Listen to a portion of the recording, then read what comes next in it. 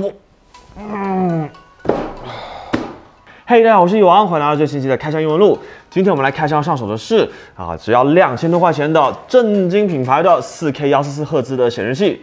今年年初也就是半年多一点之前，我们开箱了2台4K 144的显示器其中有一台是比较便宜的，只要2000多块钱，但是是山寨小作坊出品，就是简单的面板加上主控板加一个通用的外壳做工品控都没有保障，出厂还不带校色。结果现在就已经有正经牌子的便宜的2000多块钱的4K 144显示器了这几年显示器行业真的有够卷的。这一次的这台显示器来自优派，型号是 VX2880-4K-Pro-2，好像是2代机。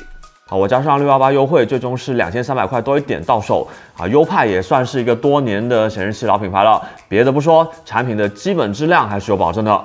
这台显示器是28寸 4K 分辨率，144赫兹，可以同时满足高分辨率和电竞游戏高刷的需求。1毫秒响应但是没有说是什么条件。100%的 sRGB， 90% DCI-P3， 同时也有出厂校色。商品详情页上面还专门写了 Delta 1小于2但是又没有说是最大还是平均支持 HDR400总比没有强一点。还有画中画可升降可旋转的支架，后盖 RGB 灯这整一个的完成度就明显比上次那台强太多了，终于是一个买得下手的正经产品虽然28寸 4K 144这个参数它很可能还是那一块老面板基本介绍做完了准备来开箱。看一眼包装、品牌、型号参数，左右两边没啥特别的。反过来，经典的3个大鸟没了。顶上这里还专门说了，这个箱子是用再生纸制造的。开箱。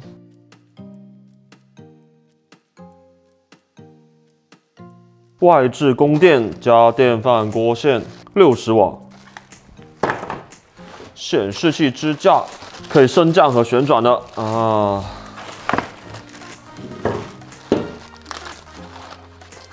为啥给了4颗铜柱呢？保修卡、安装说明、升降支架说明、快速安装说明。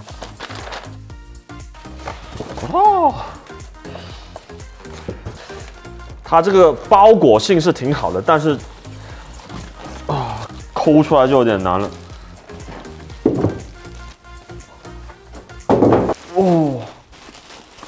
它还是这个 ID 无边框设计是吧？刚刚开包装的时候，我手上是有静电，然后我摸摄影机的时候电到我了。好，来组装一下，有手拧的螺丝还可以。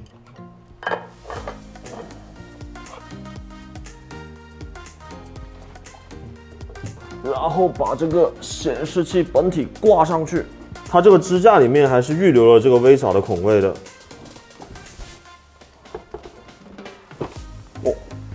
装好了，还挺快的，我喜欢。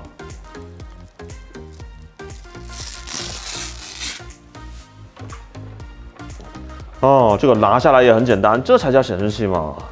我知道这些铜柱是用来干嘛的。它的这些微小螺丝孔的位置比较的深，微小支架有可能跟这个圈冲突，这些铜柱就是用来加高的。这里还有一张小小的标签提示你不要撕错了就让人想起将显示器偏光膜给撕下来的惨剧。好，那我们来看一下这台显示器的外观。正面边框还是比较窄的，下巴不到1指宽还过得去，比某些笔记本显示器的下巴还要窄。菜单是常规的按键式但是在不同的页面按键的功能自己会变，用起来不是太爽。习惯一下之后也还好，一般也不会经常去调。背后的灯环不算太好看，还不能用软件去详细的调整只有 OSD 里面有几个简单的灯光模式。但也比没有强吧，也算是有 RGB 了。显示器支架很黑很粗，顶上是尖的还有一块是红色的，还可以上下移动，还能调整各种角度挺不错的。支撑角做得比较的长，在可调的基础上，稳定性还算可以了。支架上没有找到理线的设计不过看到这个就想起年前差不多价格的杜安小作坊显示器买的有多冤，还好抽奖送掉了。显示器后盖的右侧能看到一个像盖子一样的东西，是抠不下来的。底部还能看到开了一个缺口，但是上面没有任何的 I/O。这台显示器还有一个后缀不带2字的初代机，那一台是带有 USB Hub 的，不过价钱要贵不少。考虑到 USB Hub 很便宜，随便买，砍掉之后能省下这么多钱，还是不错的。视频接口也做了一定的精简，这两个 HDMI 接口它是只到 2.0 版本的，想要实现 4K 144必须是接到 DP 接口上面。考虑到价格，我觉得这也不是什么大问题。那么接下来就是看一看这台显示器的实际显示效果以及性能表现了。通过工程菜单，我们确认到这台显示器使用的面板是群创的 17B， 这个价位的显示器用的面板居然还是挺不错的，而不是之前的古董友达 2.3。屏幕最大亮度是350尼特，白点调对之后就只有330尼特了。屏库网上面写这块面板是300尼特的，同时也支持 HDR 400。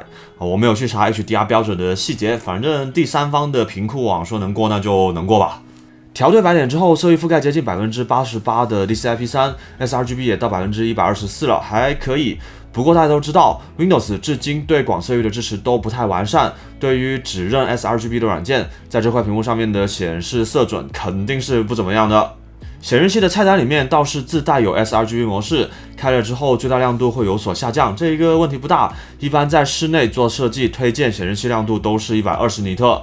但问题比较大的是没看到色域线缩功能发挥作用，开了它还是过饱和，同时因为不能调色温和 RGB 滑块，蓝色部分偏的还更多了。亏商家还信誓旦旦的跟我说这玩意有出厂校色。手动用专业仪器校准过后那当然就是准的，毕竟 sRGB 色域已经覆盖完全了，普通用户就比较难有这个条件了。好在它偏的比较均匀，是整体一起过饱和，而且过得不算多。只玩游戏、看电影、看网页，不校准的话问题也不大，就是会比实际情况艳了一些。就像现在手机的鲜艳模式，不校准的话，图像工作肯定会有影响，购物体验可能也会有一点问题。过来是屏幕均匀度测试，这里已经是关了灯偷偷摸摸测的，已经防止了外来光线的干扰，但是边角和中心的最大偏差还是到了15%，不太行还不如杜安。接下来就是游戏显示器最关键的响应速度，或者说拖影的表现测试。因为最近引入了光电探头搭配 UFO Test 的闪烁功能，测起来省事多了，还准确。不开 OD 加压时，黑白闪烁下上升和下降时间都在4毫秒以内，还真的挺不错的，比我们手上那台170赫兹的 Fast IPS 还要强。17B 这一块面板确实有点东西。开了 OD 之后，响应时间还会有所缩减。不过很有意思的是，不同色温模式下响应时间还有差别。看曲线过冲的情况也不一样。sRGB 模式下开 OD 后过冲曲线真的是超级奇怪。我觉得用户自定义色温的模式下，那个几乎没有过冲的状态就挺好的了，还能手动调对白点。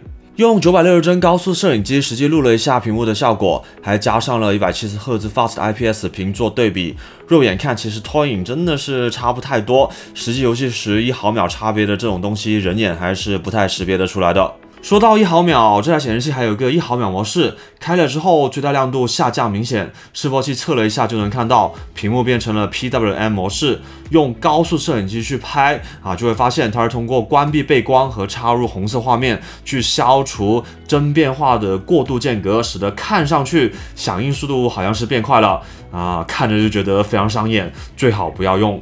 最后我们使用 DP 2.0 的线材去连接，再把 4K 14410比特 HDR 这些能开的功能全开了确认到确实没有跳帧的情况出现，这台显示器的主控和面板看起来都是没有被超频啥的，能 hold 得住要注意它只是支持10比特输入并没有10比特的显示能力。最后我们看了一下，发现优派官网有提供分屏的软件，我以为是通过软件去控制不同输入接口的分屏，我还在想只有视频线是怎么实现的，结果它只是窗口管理，还是大大的红框一直显示在那里我 Windows 自带的就不能用了吗？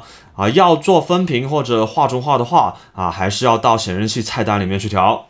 好，那么来到总结时间了这一款显示器 4K 和高刷都有，面板也还可以，精简掉的接口刚好都是我觉得不太重要的。缺点是 sRGB 模式无卵用，在 Windows 下用就算有出厂校色，也相当于没有，面板均匀度稍差。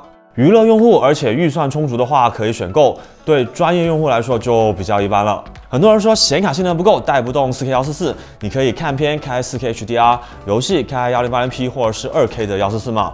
我自己48寸显示器看1080P 视频不也是一样看，这才28寸呢。说到28寸，在今天来说，我个人觉得是稍微小了那么一点啊，至少32寸啊才是比较完美的啊。当然这一个就因人而异了。还有现在显示器行业这么卷啊，不急用的同学也可以再等一等，说不定半年之后还能再强呢。说起来，这台显示器的正品机械键盘到了啊！对，你没听错，这个价位它还能有正品。